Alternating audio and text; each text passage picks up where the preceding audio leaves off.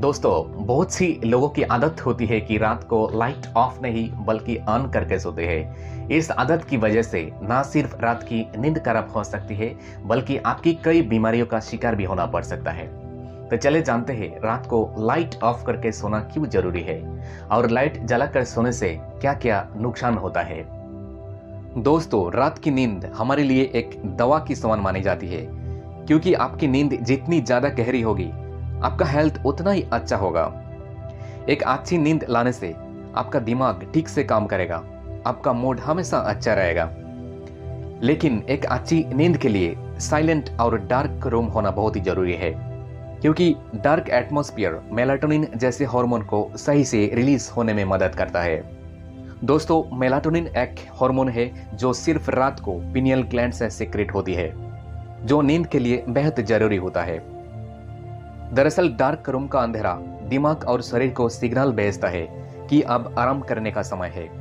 पर जब सोने के समय पर कमरे में लाइट ऑन रहती है तो शरीर की सर्काडियन रिदम को इफेक्ट होती है, जो नींद और जागने की चक्र को रेगुलेट करता है, जिससे नींद में डिस्टरबेंस आती है।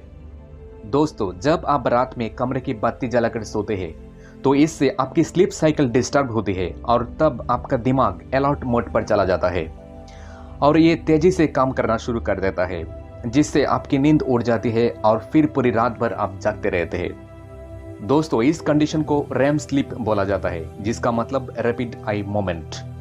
जैसे ही आप रैपिड आई मोमेंट स्लीप में चले जाते हैं आगे, तब बंद लीड्स के पीछे चलने लगते हैं और ब्रेन वेव जागने के दौरान समान रहती है। ऐसे में आपको धीरे धीरे रोशनी में सोने की आदत बन जाती है, जिससे आप कभी भी नींद की गहराई महसूस नहीं कर पाते। रात में इन डिस्टरबेंस की वजह से आपके दिमाग की एक्टिविटी जो आपको गहरी नींद लाने में मदद करती है वो नकारात्मक रूप में बदल जाती है।